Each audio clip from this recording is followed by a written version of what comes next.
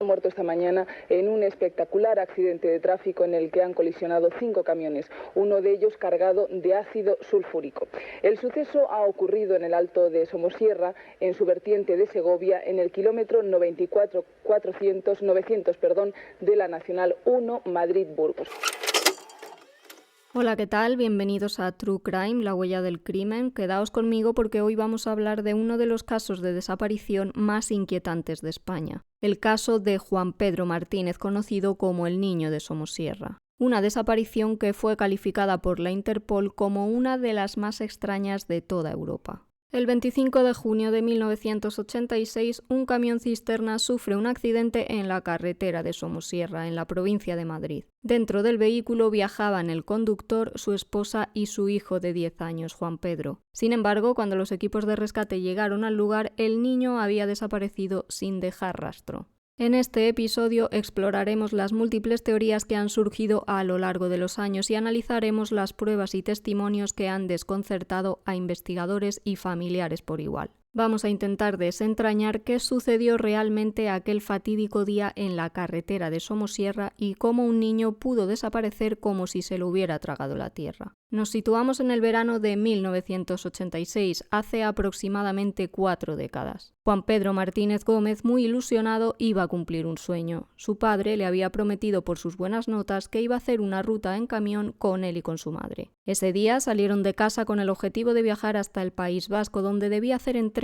de los 20.000 litros de ácido sulfúrico que portaba el Volvo F12. Una vez cumplido el servicio, los tres se tomarían unas vacaciones para hacer turismo por la zona, pero aquello nunca ocurriría porque algo debió pasar en el kilómetro 95 de la N1 que cambió todos los planes. El camión volcó y el accidente provocó un auténtico caos, ya que se desconocía la magnitud de los hechos al ir cargada la cisterna. Cuando llegaron los bomberos a la zona, repartieron mascarillas por miedo a que hubiera gases nocivos. El camión acabó en un lado de la vía completamente destrozado y en el interior se encontraron 2 cuerpos, el del matrimonio que formaban Andrés Martínez Navarro y Carmen Gómez Legaz, los padres de Juan Pedro, del que en ese momento no se sabía absolutamente nada. Los médicos no pudieron hacer nada por sus vidas, pues cuando llegaron ya era demasiado tarde. Además de este vehículo, en el accidente se vieron implicados otros 2 camiones, aunque no hubo que lamentar más daños personales. Uno de los oficiales que se personó allí se percató de que la cisterna estaba goteando agua y dio orden de que avisaran a los pueblos limítrofes, ya que había un arroyo cerca y temía que las aguas se hubieran podido ver afectadas. No fue hasta que la familia de los fallecidos preguntó por Juan Pedro cuando las autoridades empezaron a buscar al niño.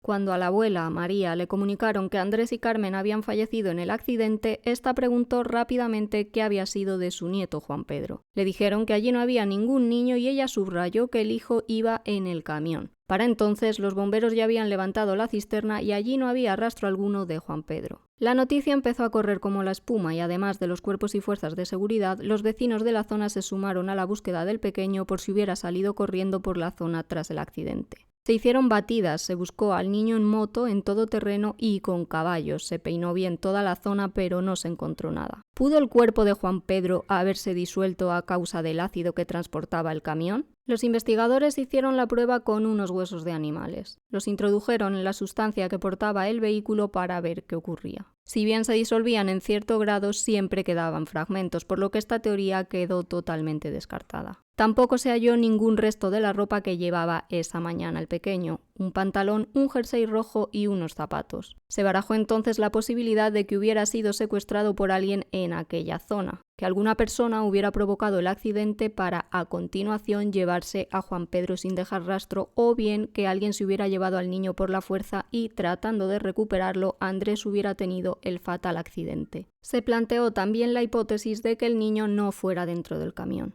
La Guardia Civil se encargó de investigar el trayecto que había hecho el vehículo y fueron preguntando por la zona para saber si alguien había visto qué personas viajaban en él. En El Maño, un restaurante de carretera situado en Cabanillas, un camarero confirmó que allí había estado desayunando una familia compuesta por un padre, una madre y un niño de unos 9 o 10 años a eso de las 5:30 o 6 de la mañana. El camarero apuntó que debían ser ellos, ya que cuando abandonaron el restaurante vio salir al momento un camión cisterna. El testimonio confirmaba, por tanto, que Juan Pedro iba en el camión con sus padres a primera hora de aquel fatídico día de junio. Los investigadores extrajeron entonces el tacógrafo del camión para conocer al detalle el viaje que ese día hizo el camión cisterna del padre de Juan Pedro. 23 minutos exactos tardó el vehículo en ascender al puerto de Somosierra y en ese tiempo Andrés hizo 12 parones, todos ellos muy breves, de unos 2 o 3 segundos a lo largo de 50 kilómetros, demasiados a priori para un periodo tan corto de tiempo, más aún si tenemos en cuenta que también habían parado para desayunar. Se pudo determinar que el camión iba a una velocidad muy lenta, por lo que tardó muchísimo en recorrer el camino. Una vez llegó al punto más alto del puerto, el tacógrafo mostró que el camión emprendió una bajada a gran velocidad. Llegó a alcanzar los 120 km por hora, una auténtica temeridad si tenemos en cuenta que estamos hablando de una carretera de montaña llena de curvas y con un camión cisterna que lleva 20.000 litros de ácido sulfúrico. Fue en un giro pronunciado cuando el camión rozó varios coches y camiones que iban en el sentido opuesto, lo que le hizo chocar con otro tráiler. Tomó fuerza entonces la idea de que el niño hubiera sido secuestrado. Tenía lógica que Andrés hubiera pisado a fondo el acelerador para seguir al posible vehículo en el que alguien hubiera metido al niño a la fuerza.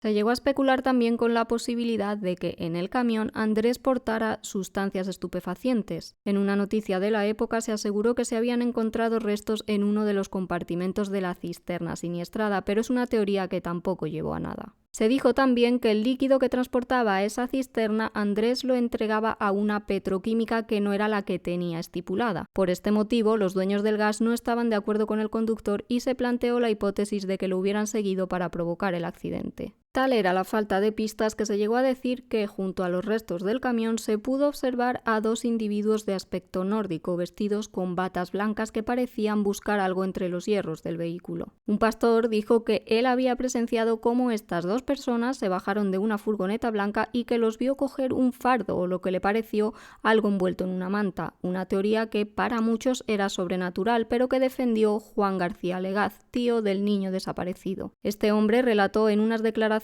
recogidas por La Verdad que hubo varios testigos de los otros vehículos implicados en el accidente que declararon que a los pocos segundos de producirse el siniestro llegó una furgoneta Nissan Vanette de la que bajaron un hombre y una mujer. Estos registraron la cabina del tráiler de Andrés y se llevaron un pequeño bulto. Este hombre aseguró que le pidió a los agentes que volvieran a interrogar a los testigos para ver si podían ofrecer más datos, pero le dijeron que ya lo habían hecho y que no habían podido sacar nada más. Según él, posteriormente descubrió que no volvieron a hablar ya con ninguno de los testigos. Juan García Legaz se dedicó a investigar por su cuenta quién podrían ser estas 2 personas. Los que presenciaron los hechos aseguraron que ella se identificó como enfermera y pidió que la dejaran pasar, mientras que el hombre se fue directo para el camión, según comentó el tío de Juan Pedro en declaraciones publicadas por El Periódico de España. Cuando terminó de registrar el vehículo, llamó a la mujer y se fueron a toda prisa, tanto que casi atropellaron a otro de los heridos a causa del accidente. Se fueron en dirección norte y nunca más se supo sobre quiénes eran ni qué buscaban. Juan descubrió que el modelo de furgoneta en el que supuestamente viajaban estas personas llevaba poco tiempo en el mercado y que se habían vendido apenas 800 en España. Él mismo llamó a Motor Ibérica y dijo que necesitaba encontrar a las personas que habían adquirido ese vehículo en concreto. Le dieron un listado con las matrículas y los DNIs de los compradores. Intentó alentar entonces a la Guardia Civil para que consiguiera las copias y que pudieran mostrarle así las fotografías de los mismos a los testigos para ver si reconocían a las personas que supuestamente sacaron algo de la cabina del camión de Andrés. Los agentes, sin embargo, no revisaron dicha documentación.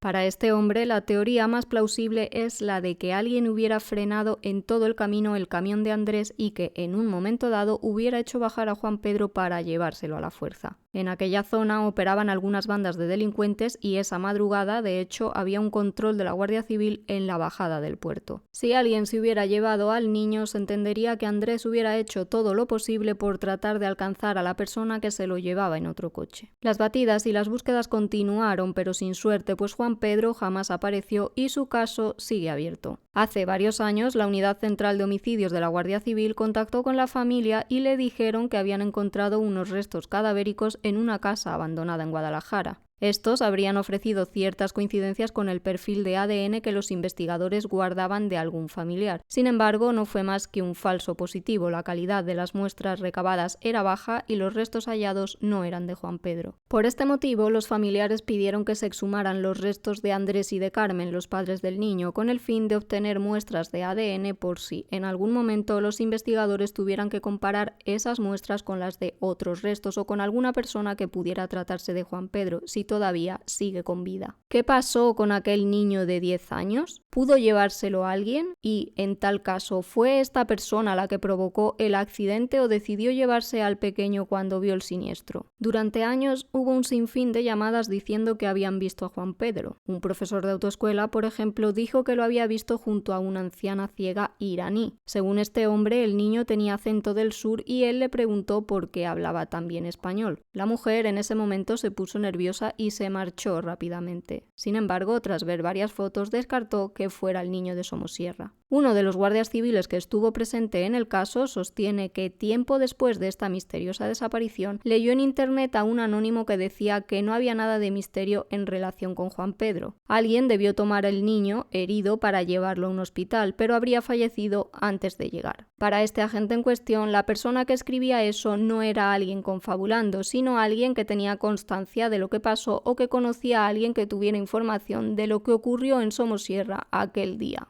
La familia de Juan Pedro lleva 40 años sin noticias de él y no pierde la esperanza de que un día al fin se esclarezca la que sigue siendo la desaparición más extraña de todas las que se han producido hasta la fecha en Europa. Son conscientes de que ese niño ya no regresará y que de hacerlo lo hará convertido en una persona adulta, pero siguen rezando cada noche para poner punto y final a esta dolorosa historia y saber al fin qué pasó.